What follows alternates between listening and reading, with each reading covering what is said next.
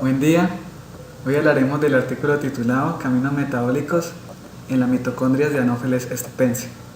Este es un artículo publicado en la revista Biochems en el año 2008 y tiene como primer autor Cecilia Giulivi y como último autor Shirley Lockhart. Para comenzar, este es un estudio que se centra por primera vez en conocer los mecanismos de acción de las mitocondrias en una especie de mosquitos transmisores de la malaria, que se llama Anopheles stephensi, teniendo como inferencia otros estudios anteriores en especies diferentes, y con la finalidad de llegar a entender la fisiología del envejecimiento y desintoxicación que tienen frente a los insecticidas. Algunos de los mecanismos utilizados para evaluar la respiración de la mitocondria en este mosquito fue el método polarográfico, que es utilizado para evaluar la respiración mitocondrial tanto en tejidos como en células. Ahora hablaremos sobre lo que es la metodología. Para comenzar, se obtuvo un cultivo celular del vector que llamaremos ASE, el cual se mantuvo en un medio enriquecido. Se buscó duplicar las células para luego ser transferidas a un sistema en dilución en un volumen de 50 mililitros, que sería una relación de 1:10. Este luego se transfirió nuevamente a otro, pero de 500 mililitros, y con la finalidad de llegar a replicar las células y conseguir una cantidad alrededor de 2 por 10 a la 9. Se tomó una alícuota de 1 mililitro y con esto calculamos el número de células por mililitro, teniendo en cuenta cuántas se contaron en 10 campos y multiplicándolas por el factor de dilución y el factor de concentración. Luego se concentraron las células y se transfirieron a un tubo de 50 mililitros que se centrifugó a 800 gravedades durante 5 minutos con la finalidad de sedimentar las células. Para empezar el proceso de extracción de mitocondrias, donde primero se retiró el sobrenadante, se mantuvo a una temperatura de 4 grados centígrados en el proceso, que es estable para evitar la fermentación de la mitocondria, y por siguiente se resuspendió en otro tubo. A este se le adicionó una solución tampón para dar forma al pellet y evitar el daño mitocondrial. Finalmente se centrifuga a 600 gravedades durante 5 minutos. Se toma el sobrenadante y se lleva nuevamente a centrifugar a 10.300 gravedades durante 10 minutos, obteniendo un sedimento rico en mitocondrias y preservado en una solución MSHE. Y hablando de manera corta sobre el análisis poligráfico, como se mencionó anteriormente, buscaba evaluar el consumo de oxígeno. Se usa un sistema de oxígrafos en una cámara con una solución tampón y evaluamos el estado 4 de la respiración y el estado 3. En el estado 4 observamos la interacción de los sustratos de la mitocondria y en el estado 3 el adicionamiento de ADP. Resultados: oxidación de compuestos intermedios del ciclo de Krebs y compuestos relacionados por mitocondrias aisladas. Varios miembros del ciclo de Krebs y compuestos relacionados se ensayaron como sustrato para las mitocondrias aisladas de las células ASE.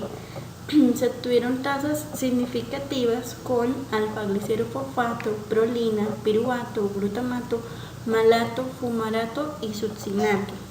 Y las tasas de control respiratorio, o sea RCR, fueron altas, 4 o más, con estos sustratos, lo que nos indica un acoplamiento significativo de transferencia de electrones con fosforilación oxidativa. Como observamos en la tabla 1, glutamato y malato-glutamato fueron los sustratos más adecuados para las mitocondrias de células ASE, indicando esto que las células ASE comparten una vía similar con las mitocondrias de mamíferos. El glicerofosfato se oxidó a tasas significativas comparables con el piruvato. El glicerofosfato se oxidó con 14 y piruvato con 12, siendo el glicerofosfato el producto final de la glicólisis en el músculo de vuelo de los insectos y por tanto un sustrato fisiológico para las mitocondrias. Al adicionar malonato al complejo 2 se produjo una inhibición del 90% de la oxidación del piruvato, lo que demostró que el ciclo de Krebs es necesario para su oxidación. Sin embargo, se ha demostrado que algunas mitocondrias aisladas oxidan piruvato sin adicionar cebadores. En este caso serían succionato, fumarato o malato. ¿Qué es lo que hacen estas enzimas? Carboxilar, piruvato malato, malato oxalacetato. ¿Y quiénes son? Piruvato carboxilasa y enzima málica. La piruvato carboxilasa lo que hace es la conversión de piruvato en oxalacetato, y el oxalacetato es muy abundante en los músculos en vuelo de muchas especies de insectos, y de hecho la cantidad de oxalacetato se ha demostrado aumentada durante el vuelo, lo que indica que se sintetiza por la ruta adicional. Y para confirmarlo, la oxidación del piruvato se reanalizó en presencia de malato. Acordémonos que malato es un cebador, y como observamos en la tabla 1, malato piruvato no produjo aumento significativo en la tasa de absorción de oxígeno en estadio 3, fue de 8, mientras que piruvato solo fue de 2. Las mitocondrias de las células ASE utilizaron acetato, indicando esto que las mitocondrias tienen también una vía alterna para utilizarlo, ya que el acetato es un producto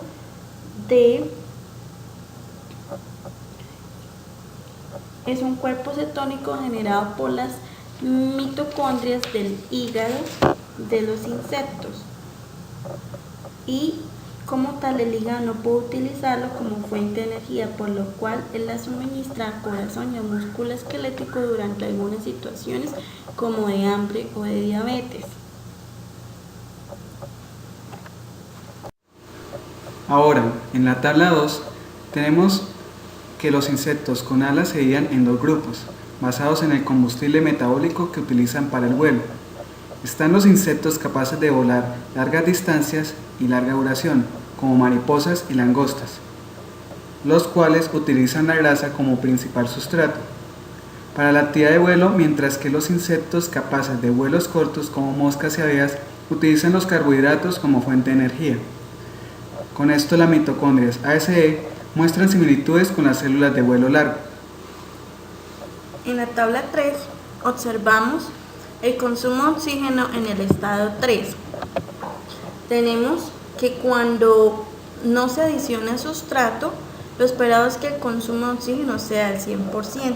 Sin embargo, se observó que es del 32%, y cuando adicionamos 10 milimoles de prolina, sí es del 100% la absorción de oxígeno.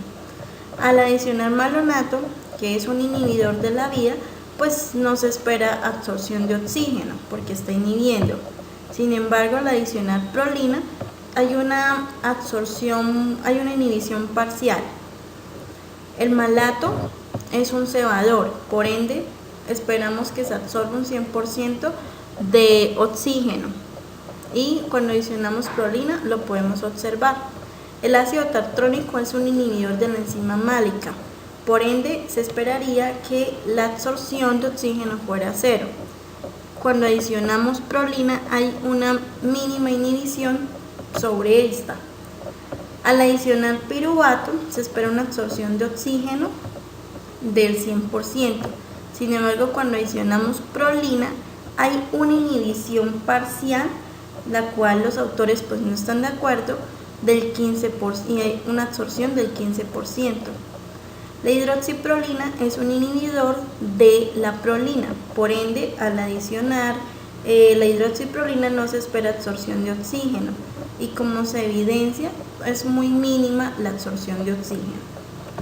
Ahora, en estas gráficas podemos ver las vías de oxidación de la prolina, una que es la vía común y otra que es la vía alterna.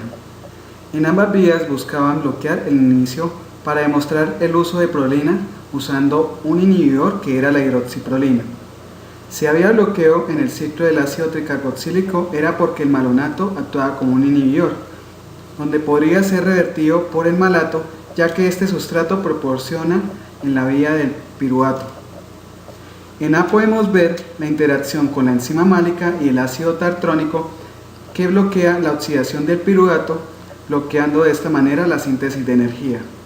Y en la gráfica B, que es la vía alterna, que cataboliza la prolina, también observamos diferentes interacciones inhibitorias, y esta gráfica muestra las similitudes de la vía respiratoria de las mitocondrias ASE en comparación con las células de los mamíferos. Bueno, en la tabla 4 observamos el efecto de los inhibidores sobre los sustratos. Y como observamos, el glicerofosfato, al unírsele una oligomicina, se produce una inhibición del 80%. Cuando adicionamos un desacoplante, como lo es el FCCP, se restaura nuevamente la captación de oxígeno a niveles comparables a los que obtenía normalmente el alfa-glicerofosfato. Por otra parte, la rotenona bloquea la absorción de los complejos 1 y 3, lo que produce una inhibición mayor del 90% al unirse al piruvato malato. Lo mismo sucede con la antimicina A. Al unirse al alfa-glicerofosfato produce una inhibición mayor del 90%, ya que se une a los complejos 1 o el complejo 2 y el 3. Para concluir, podemos ver que las mitocondrias de las células ASE compartieron muchas características en común con las mitocondrias de los músculos de los mamíferos, como se dijo anteriormente. Sin embargo, se evidenció dos diferencias principales. 1. La lanzadera del glicerol-fosfato juega un papel importante en la oxidación del NADH en las mitocondrias de las células ASE, contrario a las mitocondrias de los músculos blancos de los mamíferos, que dependen principalmente del lactato deshidrogenasa, mientras que las mitocondrias del músculo rojo dependen de la lanzadera malato-oxalacetato. Las mitocondrias ASE fueron capaces de oxidar prolina a una velocidad comparable con la del alfa-glicerofosfato. La resistencia a los antisepticidas puede ser el resultado de la alteración en la fisiología mitocondrial de los mosquitos, que se pueden adaptar para rastrear el desarrollo de la resistencia a los insecticidas en la población de mosquitos. Muchas gracias.